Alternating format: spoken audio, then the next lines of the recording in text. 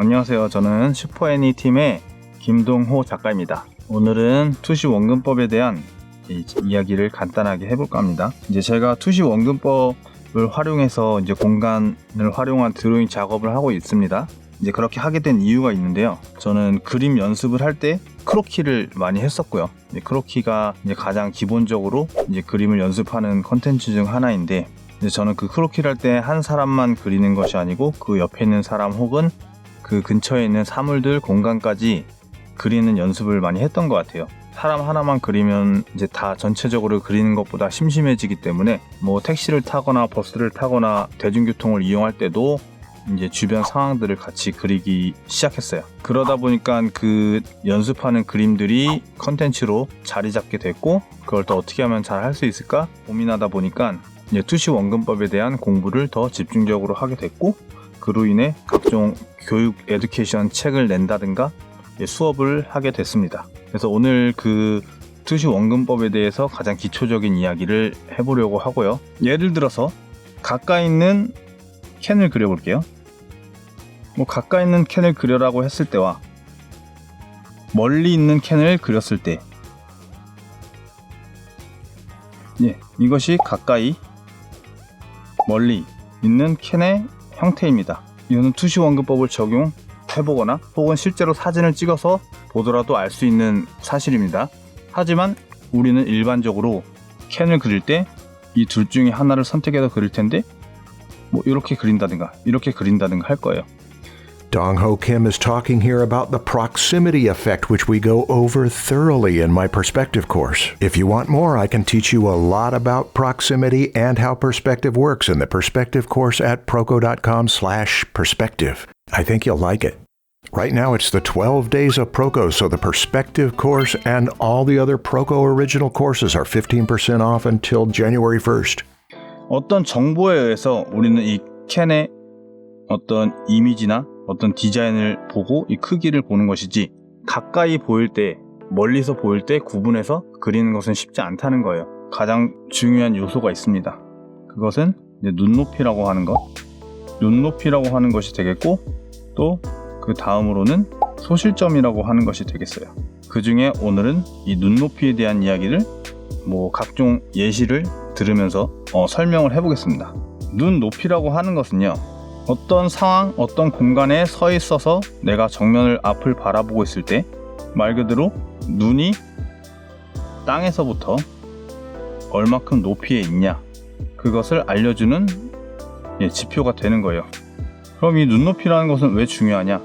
우리가 그림을 그리고 눈앞에 있는 장면을 표현할 때 있어서 기준이 되어지는 지표가 되기 때문이에요. 그림은요, 내 눈으로 보는 그런 장면들을 그려내는 것인데, 그 말에는요 중요한 뜻이 담겨 있어요.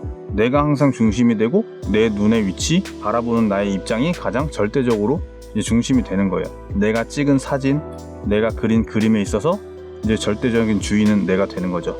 창작하는 이미지에 있어서 나는 그 그림에 있어서 신이 된다, 주인이 된다, 이렇게 생각하시면 될 것 같아요. 주변 사람, 옆 사람들의 시선은 전혀 중요하지 않아요. 내가 바라보는 이 세상을 그리는 것이 내 그림이 되겠습니다. 그래서 이 눈높이가 어느 정도가 될 것이냐라고 했을 때, 우리 사람들의 키는, 이 눈의 높이는 160 정도인 사람이 있을 수도 있고요, 180cm의 사람이 있을 수도 있겠고요, 2m가 되는 사람이 있을 수도 있을 것 같아요. 그 중에서 적당한 크기 170 정도를 이 캐릭터의 키로 정해놓고 하겠습니다. 임의로 내가 설정을 하는 것입니다. 그래서 키가 170이라고 했을 때 이 키에서 눈까지의 거리가 살짝 있기는 합니다만, 이 머리끝의 키와 눈의 높이를 그냥 비슷하게 이야기를 할게요. 편리하게 하기 위해서. 같은 키의 사람이 있습니다. 그 옆에는 이 같은 키의 170의 사람의 절반 사이즈의 크기의 어린아이가 있을 수도 있겠어요. 또 이 사람보다 더 키가 큰 2m 가까이에 되는 사람이 있을 수도 있죠. 또 그리는 도중에 이제 이야기를 하자면은, 내가 그리고자 하는 상황과 장면과 어떤 공간에 대한 설정이 완벽하게 되어 있지 않으면요, 올바른 그림을 자유롭게 그릴 수가 없어요. 그래서 내가 무엇을 그릴지 무엇을 그리고 싶은지에 대한 설정들은요 완벽하게 이루어져 있을수록 좋습니다. 이 장면들을 구성을 해볼 건데요, 이 시선으로부터 우리가 바라볼 수 있는 선명하게 볼 수 있는 각도에 의해서 프레임이 정해져요. 프레임이란 무엇이냐? 사진에서의 프레임이 있을 수도 있고 우리가 그림을 그릴 때 어느 정도 사이즈로 그려낼 것이냐 라는 어떤 스케일이 되는 거죠. 그 스케일은 어느 정도 평균적으로 정해져 있다고 합니다. 그래서 이 화 각도에 대한 이야기는 일반적으로 사람마다 조금씩 편차가 있을지 모르겠지만 60도에서 80도 정도라고 하고요. 수치로만 말했을 때 우리가 이해할 수 없기 때문에 간단하게 비교할 수 있는 상황을 이야기를 하자면, 핸드폰 카메라로, 우리 스마트폰 카메라로 찍었을 때 이제 나오는 그 프레임의 화각 정도를 이야기할 수 있겠어요. 또 그 화각을 가지고 카메라에서는요 20mm, 35mm, 80mm 등 이 화각을 정해주는 렌즈의 요소들이 있는데, 그것들은 이 화각을 가지고 다양하게 용도에 따라서 맞추어진 것이고요. 기본 우리 사람의 시야 각도는 이 정도로 정해져 있습니다. 그렇게 해서 이 설정된 것을 바라봤을 때 항상 이 가운데는요, 내 눈높이가 이 프레임의 가운데에 위치하게 되는 것이고요. 어느 정도로 이렇게 60도, 80도를 생각해서 정한 이 프레임 안에는요, 이 앞에 있는 사람의 다리, 즉 무릎부터는 좀 잘리게 되는 걸 볼 수가 있어요. 이 1번 캐릭터가 더 뒤로 간다면은 이 무릎까지, 다리까지 다 보일 수 있겠지만 지금 서 있는 위치에서는 잘리는 거를 볼 수 있습니다. 그러면은 실제적으로 이 주인공이 바라보는 이 캐릭터의 거리를 적용을 시킨 이미지를 그려낼 수 있다는 것이죠. 항상 우리 기본적인 설정에서는요, 이 주인공이 정면을 바라보고 있는 상황에 있어서 눈높이는 항상 중앙에 있다고, 위아래로 같은 비율로 우리는 상황을 바라보기 때문에 눈높이는 항상 중앙으로 설정을 해줍니다. 이 눈높이가 좀 위로 갈 수도 있고 아래로 갈 수도 있는데, 그것은 이 카메라, 이 주인공이 즉 위를 봤을 때나 조금 아래로 봤을 때는 이 중앙에 이 눈높이, 즉 지평선의 위치가 좀 변할 수는 있겠지만 항상 이 눈높이, 이 눈의 위치는 시선의 이 중앙은 이 프레임의 중앙과 같다고 보시면 됩니다. 이 카메라, 즉 주인공의 눈의 위치가 여기 있다는 것도 우리는 인지를 하고 있어야 됩니다. 또 이건 평면적으로 바라봐서 이 1번 캐릭터가 좀 더 앞에 있는지 뒤에 있는지는 모르지만 그거에 대한 설정은 또 자유롭게 일단 해주셔도 좋습니다. 지금 밑에 무릎에서 잘리는 설정을요 또 맞춰서 그리기 위해서는 인체를 표현하는 그 능력, 또 인체 해부학이라든가 인체 비례에 대한 그런 기본적인 지식이 동반됐을 때 더 눈에 보이는 대로 그릴 수 있다 이거고요. 저는 그 중에 이제 눈높이와 이 공간에 대한 이야기를 하고 있습니다. 그 뒤에는 이렇게 절반 사이즈 170의 이제 절반인 85cm 정도의 어린 친구가 이렇게 있습니다. 이 앞에 있는 친구보다 뒤에 있기 때문에 여기서 뒤에 있다는 걸 표현을 해줘야 돼요. 또 여기서 발의 위치가 이 프레임 안에 들어오는 걸 볼 수 있어요. 그러면 이 프레임 안에 발의 위치가 있으면 되는 것입니다. 그리고 이 1번 친구의 절반의 위치에 있어야 돼요. 그럼 여기서 발까지 그려서 절반을 나눠서 여기에 맞춰서 그리냐? 그건 아니죠. 거기에 맞춰서 그렸을 때는 이 어린아이의 친구의 발도 여기가 되겠어요. 근데 거기서 뒤로 이동을 시켜줘야겠죠. 그러기 위해서 여러 가지 이제 방법이 있을 수 있는데, 이 남자, 1번 남자의 위치를 아무 점이나 찍고 이 눈높이 선, 상을 향해서 연결을 해줍니다. 이 눈높이 선은요, 이 1번 캐릭터의 키인 170cm라는 정보가 담겨있는 높이가 되겠습니다. 이 높이는 항상 170이 유지될 거예요. 저 끝까지 가더라도 170이 됩니다. 그렇겠죠? 같은 키를 연결해주기 때문에 이 위에 있는 이 눈높이 선상, 이건 170이 기정사실이죠. 이 선이 이 땅바닥의 선과 저 멀리 가서는 만나게 된다는 것인데요. 사실은 이 점도요, 실제로 이제 만나지는 않습니다. 하지만 내 앞에서 뒤로 갈수록 이 172라는 크기가 점점 작게 보여집니다. 왜? 나한테 점점 멀어지니까 작게 보여지는 거죠. 언제까지 작게 보이냐라는 이야기인데요. 점점 작아지다 보면은 어느 순간 점 혹은 이 선만큼이나 작아지게 되는 거예요. 우리는 그림을 선이나 점보다 작은 단위로 표현할 수 없어요. 그래서 점과 선이라는 이야기로 마무리를 짓는 거예요. 소실점, 베니싱 포인트, 소실되어지고 있다는 뜻을 담고 있는 단어죠. 170이라는 이 발의 위치, 이 선의 위치가 확인이 됐으면 어느 곳이라도 좋아요. 적당히 멈춰둔 다음에 옆으로 이동을 시키고요. 이 발 위치에 이 85cm의 소녀의 크기를 그릴 거예요. 그럼 여기부터 얼마나 높게 그릴 것이냐. 이 크기에서 절반을 나눠주면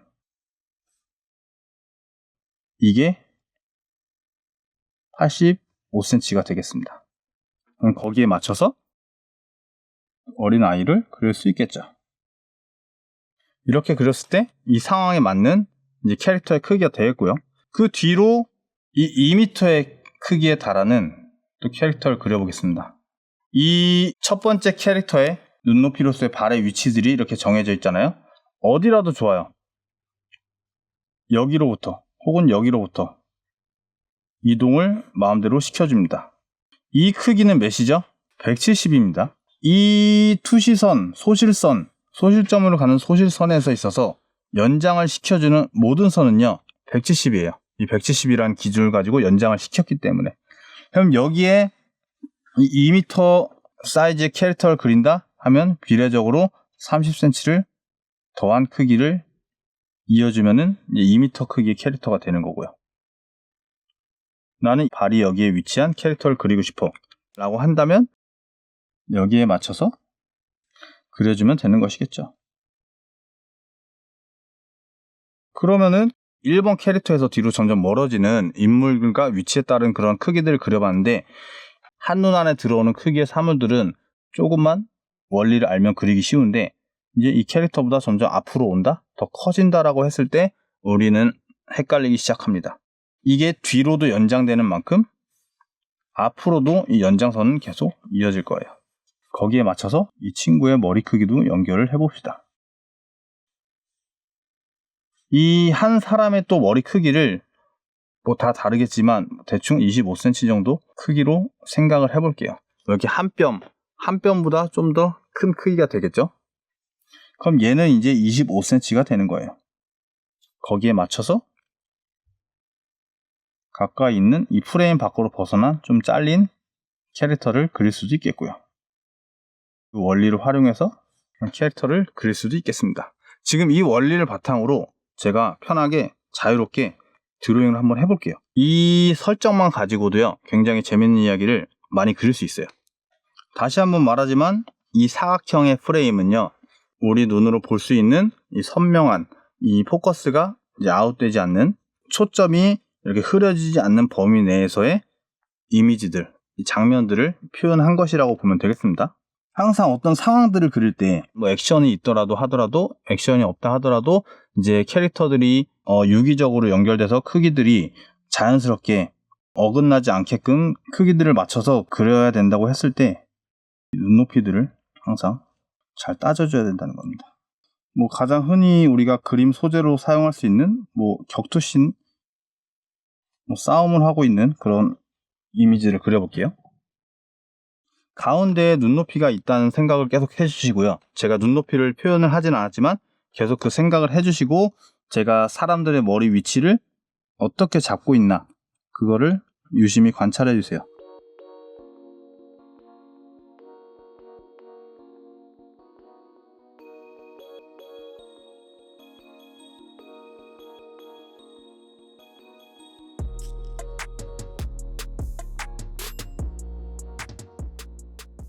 지금 이 두 사람의 머리의 위치는 그림의 중앙쯤에 위치를 하고 있습니다. 하지만 지금 그리고 있는 이 캐릭터의 위치는 중앙보다 위에 위치하고 있어요.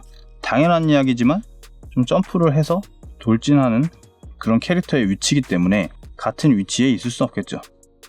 자, 지금 그리고 있는 캐릭터의 위치를 한번 살펴볼게요. 중앙보다 조금 아래에 있습니다. 여러분이 생각하기에 이 캐릭터의 위치나 이 상황은 맞다고 생각하시나요? 맞을 수도 있고 틀릴 수도 있습니다. 그림에 대한 설정, 모든 설정들은 내가 주인이고 내가 이 프레임의 주인이기 때문에 내 맘대로 할 수 있는 거라고 했었고요. 그림은요, 조건부에 의해서 맞다 틀리다가 성립될 수 있어요. 조건이 있다면 무조건 설명을 할 수 있다는 이야기죠. 이 캐릭터가 앉아있다 혹은 작은 키다라고 설정을 했을 때는요, 전혀 틀린 그림이 아니에요. 하지만 이 캐릭터를 그냥 서 있는 상태이다라고 했을 때는 무조건 틀린 상황이 되겠고요. 근데 또 서 있지만 이 사람들보다 키가 작다? 라고 했을 땐 또 맞는 이야기가 될 거예요. 그렇기 때문에 이 사람은 좀 작은 키라고 설정을 또 해줘도 되겠습니다. 그 다음에 있는 사람을 그린다고 했을 때 눈높이보다 많이 아래가 있습니다. 그럼 이 눈높이보다 아래가 있다면은 이 아이처럼 어린아이, 키가 작은 아이일 수 있겠고요. 또 다른 이유로는 앉아있는 캐릭터가 될 수 있겠죠. 나는 앉아있는 캐릭터를 그리기 때문에 이 눈높이보다 아래에 위치하게 시킨 것이야 라고 자신있게 설명할 수 있다면 모든 그림은 맞는 그림이 됩니다. 또 뒤에는 어떤 상자 혹은 드럼통이 있고 그 위에 올라간 캐릭터가 있을 수도 있어요. 서로 싸워라, 이겨라 하면서 응원을 하고 있는 상황이죠. 이렇게 커트가 크롭이 될 수도 있겠고요. 또 이 키보다 더 큰 캐릭터가, 거대한 키의 캐릭터가 있을 수도 있겠죠. 점점 작아지게 되는, 뒤에 스스로 멀어지니까 작게 그려야 되는 걸 잊으면 안 되겠고요. 물론 이 크기가 줄어드는 데 있어서 얼마나 줄어들게 되느냐에 대한 설명이 필요할 수도 있을 거예요.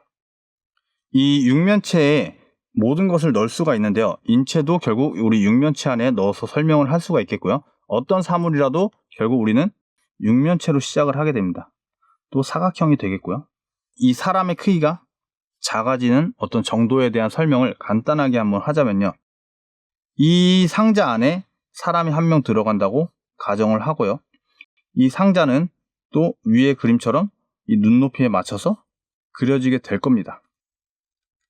그럼 이 상자가 점점 뒤로 갈수록 작아지게 되는데 얼마나 작아지게 되고 어떤 원칙에 의해서 얼마나 크기로 작아지게 되냐라고 했을 때 이 중심을 구해주면 답을 정할 수가 있어요.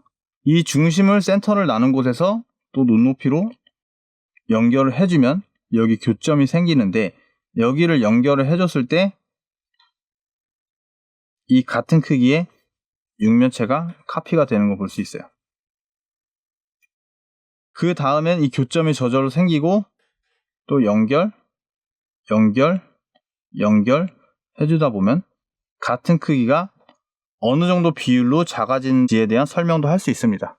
그럼 이 친구들은 똑바로 서 있는 육면체에 맞춰서 생각을 해주려면 조금 복잡할 수 있겠지만 이것도 눈높이에 맞춰서 그린 육면체에 X자를 나눠서 잘 보일지 모르겠어요. 크기를 점점 작게 그릴 수 있다는 거예요. 여기도 같은 방법을 써서 눈높이 선을 이렇게 그렸습니다. 제가 조금 잘못 그려서 기본적인 육면체가 이거였다면 여기에 항상 중심을 나눠서 교점을 지나게 해주면 같은 크기로 연결을 해서 육면체를 계속 그려낼 수 있고 거기에 위치한 육면체 안에 크기에 걸맞는 캐릭터를 그려주면 된다는 이야기입니다. 물론 이거를 정확하게 적용을 시키는 연습을 하려면 똑바로 서 있는 캐릭터를 그리는 연습부터 해야겠죠. 결국 조금 크던지 조금 앉아있거나 작은 키던지 또 이렇게 앉아있던지 점프를 했든지 간에 이 사람의 크기가 변해봤자 고작 몇십 cm 차이 이상으로 벗어날 일은 많지 않을 거예요. 그렇기 때문에 결국 이 눈높이, 중앙에 있는 눈높이 주변으로 다 이렇게 위치하는 걸 볼 수 있겠고 만약에 눈높이에서 굉장히 떨어져 있는 위치에 내가 캐릭터를 그리게 된다라는 상황도 있을 수 있어요. 충분히. 어떤 경우일까요? 뭐 건물 위에 있던가, 큰 높은 언덕 위에 있던가, 어떤 계단 위에 있던가 하는 경우겠죠. 뭐 예컨대 여기가 어떤 상황인지 이제 맨 처음부터 정하진 않았지만 어떤 건물 사이에 골목길이라고 설정을 해주면 또 쉽게 답을 구할 수가 있어요. 거기에 맞춰서 뭐 창문들이 있을 수 있겠고 그 위에 있는 캐릭터가 또 나올 수 있겠죠. 건물이 땅에서 얼마나 높이 있느냐에 따라서 이제 놓여진 캐릭터의 또 위치가 나올 수 있겠고요. 또 여기서 계단이 있다면 또 이 계단 위에 뭐 내려오는 캐릭터가 또 나올 수도 있겠고요. 항상 기본적으로는 이 땅에서 수직으로, 지금 보면 이 땅에서 수직으로 서 있죠. 캐릭터들이. 또 드럼통이 있든 뭐 자동차가 있든 건물이 있든 모든 사람과 사물들은 땅에서 수직으로 서 있게 돼 있어요. 서 있게 돼 있기 때문에 수직으로 이동을 얼마든지 시켜서 위치하게 그릴 수 있다는 겁니다.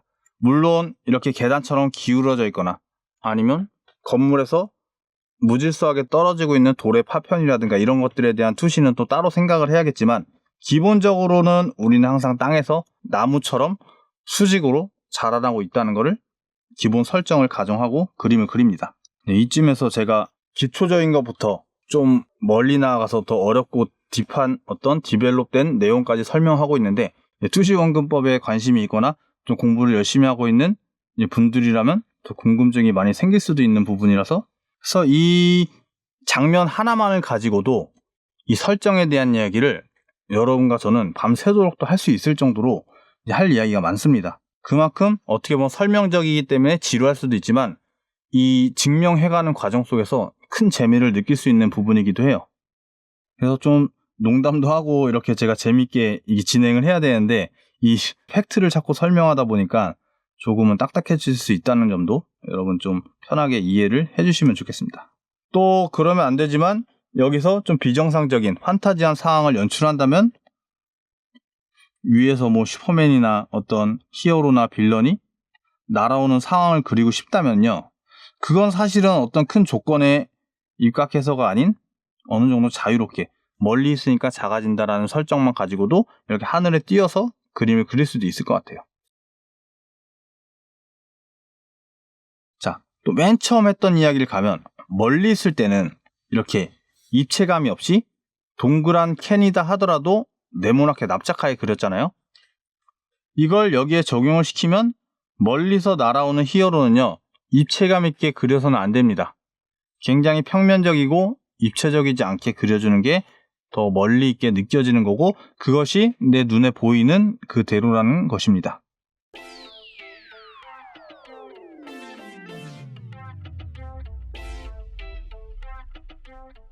또 그림을 그릴 때 이렇게 사람과 사람 사이에 잘려서 일부분, 신체의 일부분, 상체만 나온다든가 이게 머리만 나온다든가 하는 경우가 있는데 이것도 이 잘린 사람의 발 위치가 어디쯤인지를 정확히 따져주는 연습을 해주시는 게 좋아요.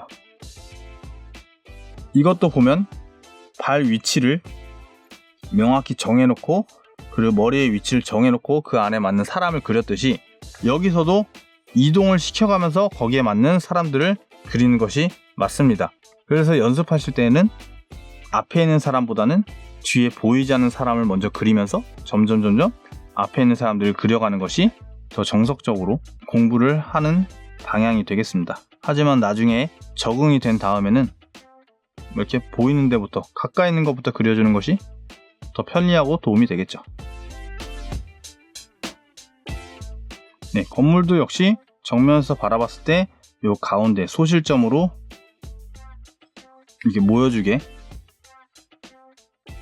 그려주면은 또 이제 맞게 그린 그림이 될 것입니다. 자, 이렇게 해서 정면으로 바라본 이 눈높이에 맞춘 이 캐릭터, 이 카메라 위치에 따른 이 상황들을 그려봤는데 만약에 이 캐릭터가 똑바로 서서가 아닌 쭈그려 앉아서 이 상황을 바라본다면 어떤 상황이 될까요? 뭐 기본적으로 앉은 키가 사람마다 다르겠지만 내가 앉았을 때 허리춤 좀 아래 이 위치한 높이라고 가정을 한번 해볼게요. 그럼 얘가 바라본 높이에 있어서 어린애들과 눈높이가 일치하게 될 거고, 성인의 경우에는 얘보다 낮은 위치가 될 겁니다. 그래서 앉은 키로 바라본 또 상황들을 상상해서 한번 그려볼게요. 여러분도 앉아서 어떤 군중들 속에 있는 상황들을 바라본다고 했을 때 어떤 장면인지 상상을 해보면 대충 느낌이 나오실 거예요. 내가 눈을 낮췄기 때문에 사람들의 허리춤들 혹은 골반, 허벅지들이 이제 많이 보여지는 각도가 될 거야 라고 상상을 할 수 있어야 됩니다.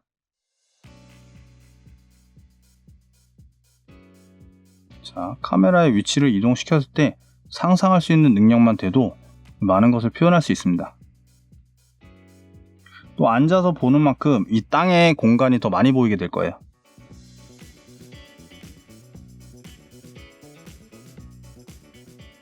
항상 가장 먼저 생각해야 될 것은, 다시 한번 말씀드리지만, 내가 눈높이가 정확히 어딨냐, 소실점이 어딨냐에 대한 상황보다도 어떤 장면을 그리고 싶은지를 머릿속에 명확히 생각을 하면서 접근해야 돼요. 내 앞에는 누가 있을 것이고, 내 앞에는 이런 주먹진 사람의 뒷모습이 있을 거야. 이 뒤로 비춰져서 저 멀리서 이렇게 격투를 하는 사람 둘이 있을 거야 라는 상황이라든가,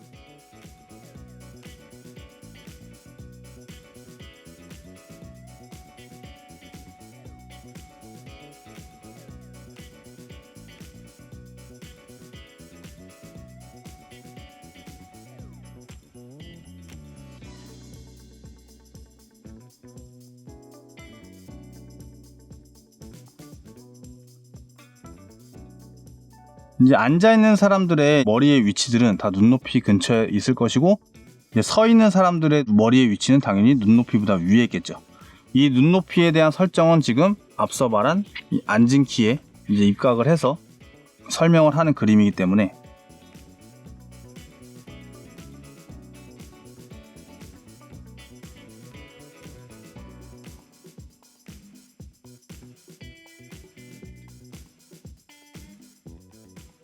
그리고 위의 그림에 비해서요, 이 그림에 있어서는 서서 봤을 때 이제 하늘과 땅이 비슷한 크기로 보였다면, 이 시선 자체를 좀 아래로 낮췄기 때문에 이제 하늘은 좀 더 위로 올라가게 되고 땅이 좀 더 많이 보이게 되는 그런 상황이 되지 않을까 싶습니다.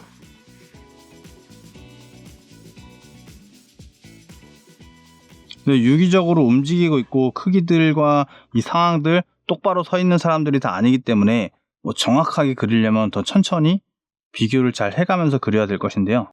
그래도 어느 정도 머리 위치에 대한 어떤 조절만 잘 할 수 있다면 자연스럽게 그릴 수 있을 거라고 생각해요.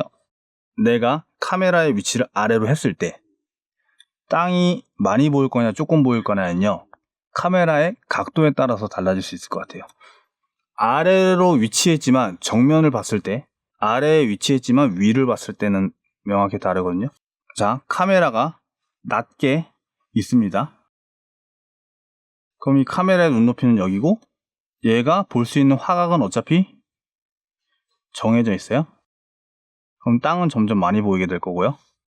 하늘을 봤을 때는요, 위를 보기 때문에 똑같은 땅에 있어도 땅은 조금만 보이는 상황이 될 건데, 이 상황을 한번 이미지화를 시켰을 때 저도 한번 체크를 해보겠습니다. 건물 육면체를 그린다고 하면은 어쨌든 이 가운데로 몰리게 된 상황은 똑같을 거고요. 첫 번째 상황은 정면을 봤다. 두 번째 상황은 아래에서 위를 봤다. 근데 카메라의 위치는 똑같다. 이 설정을 기억해 주세요.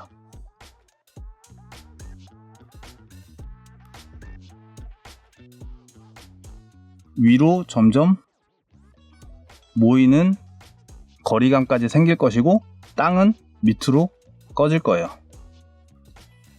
그러니까 이렇게 되면 더 아래서 올려다보는 이미지가 되는 거고, 위의 상황은 정면을 보는 건 여전히 똑같은 거죠. 그러니까 위의 상황을 굳이 말하자면 어린 송아지의 시점이라고 말하면 될지 모르겠어요.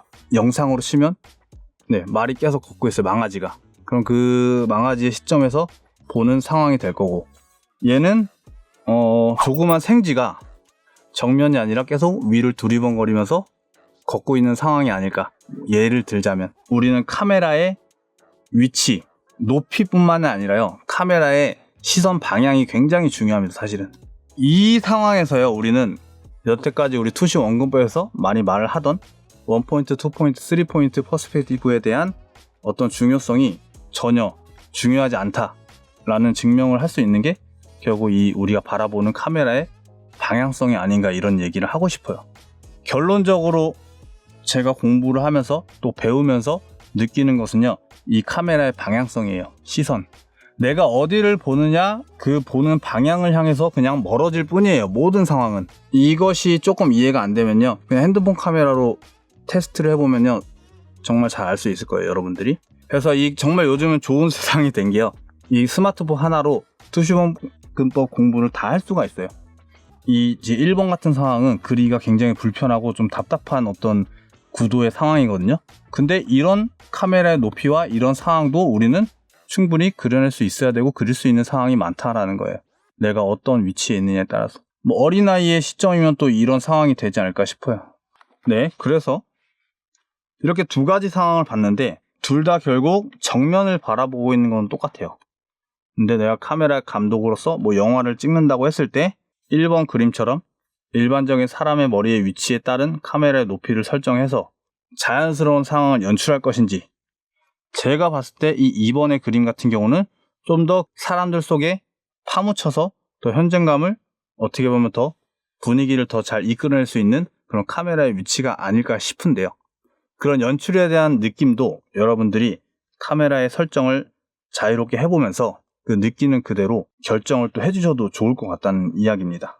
굉장히 이 투시 원근법이라는 것이요, 너무 원론적이고 이론적이고 어떤 자연스럽게 그림을 그리기 전에 굉장히 나를 딱딱하게 만드는 어떤 그런 이론 학습일 수도 있겠는데요. 좀 이야기를 점점 풀어가면서 내 생각을 통해서 생각을 거듭해서 이렇게 그림을 접하다 보면요, 정말 당연한 이야기를 하는 것이고 정말 또 어렵지 않은 그런 쉬운 이야기를 하는 것이고, 내 눈으로 보이는 이 상황을 그냥 말로 풀어간다, 말로 이렇게 설명을 해간다라고 그냥 생각을 해주시면 될 것 같아요.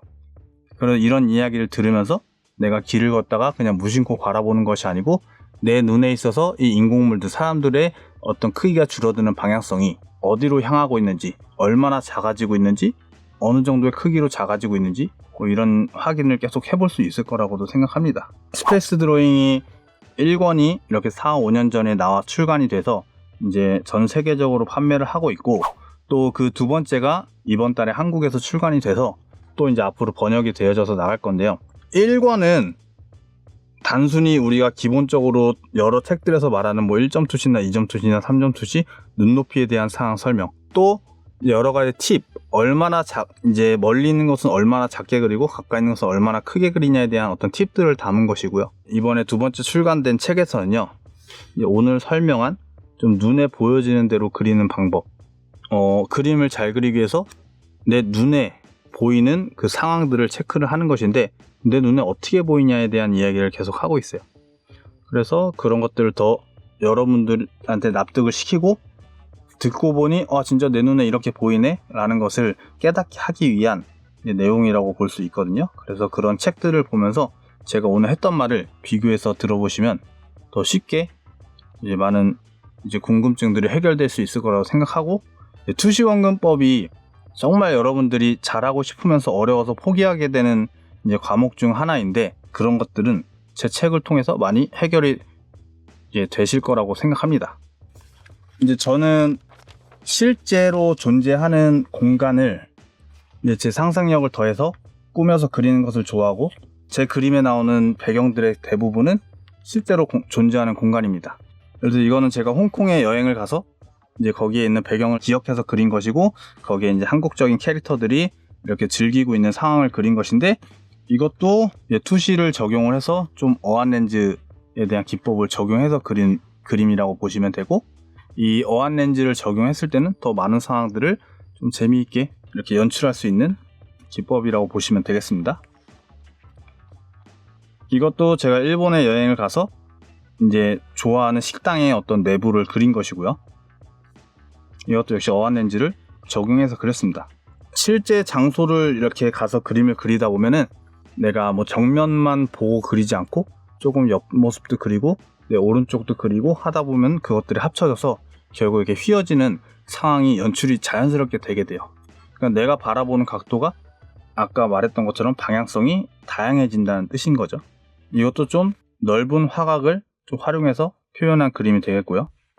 이것도 역시 어안 렌즈를 적용을 했지만 조금 아래를 내려다보는 구도로 이렇게 그린 거예요. 조금 고차원적인 어떤 투시 원근법 이론이 되겠는데요. 이것도 제 책에 다 나와 있습니다. 이것도 기본적으로 우리가 요즘엔 또 흔하게 볼 수 있는 어안 렌즈 기법으로 그린 그림이 되겠고요. 이제 왼쪽부터 오른쪽 상황까지 이렇게 점차적으로 내 시선을 방향을 변화시키면서 이걸 합쳐놓은 내용이라고 보시면 되겠습니다. 네, 이것도 저희 서울의 유명한 관광지인 홍대 입구의 상황을 그린 것이고, 이런 모든 상황들은 보면요, 한 방향만 보고 그림을 그리지 않아요.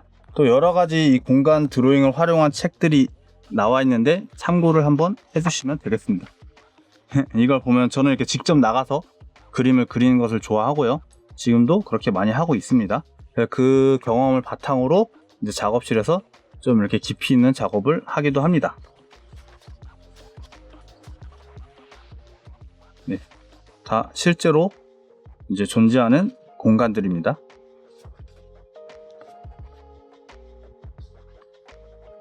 이렇게 반듯하게 한 방향성만을 가지고 망원 렌즈라고 하면 되려나? 그렇게 망원경으로 당겨서 본 듯한 화각의 어떤 이미지를 그리기도 합니다. 그러니까 화각에 대한 어떤 변화들을 공부하기 위해서 여러분들 카메라 렌즈에 대한 공부도 많이 하시면 좋아요. 그냥 생각나는 대로 막 적당히 잘리는 대로 그리는 것이 아니라 내가 어느 정도의 폭을, 화각을 설정해서 그릴 거냐, 이런 것도 굉장히 중요합니다. 그래서 꼭 넓은 어안 렌즈로 그려야지만 좋고 재밌고, 뭐 1점 투시처럼 뭐 이렇게 입체감이 없는 구도를 그린다 해서 재미없고 그런 것이 아니에요. 내 상황과 내 연출에 따라서 조절을 할 수 있다는 그 자체가 중요한 거죠. 네, 이런 그림을 이제 재미나게 이제 그리고 있고요. 이제 그것에 대한 이제 원리, 이론을 담은 책이 이 책이 되겠습니다. 그래서 이제 전 세계적으로 제 행사를 돌아다니다 보면은 이제 종종 이 책을 공부하고 나서 도움이 많이 됐다라고 또 인사를 저에게 해주는 학생들도 굉장히 많은데, 그럴 땐 저도 뿌듯하고 저도 공부를 더 열심히 해야겠다는 생각을 합니다. 그런 마음으로 이제 2권을 또 냈으니 그것도 많은 관심 부탁드리고요. 네, 이런 내용들이 충실하게 잘 제가 느낀 대로 써서 담은 내용들입니다. 이만 하도록 하겠습니다. You can get Dong-Ho Kim's perspective book at superannieus.com. Here on Proco, my perspective course just finished part 1, so now's a perfect time to get into it before part 2 releases. Come join us at proco.com/perspective and prepare to understand. It's the 12 days of Proco, which means you save money on Proco.com. Get my perspective course and any other original Proco courses for 15% off now until January 1st. See you there. Learn. 이 농담을 언제 해야 돼? 나 쌤처럼 그런 말 많이 하고 싶었는데.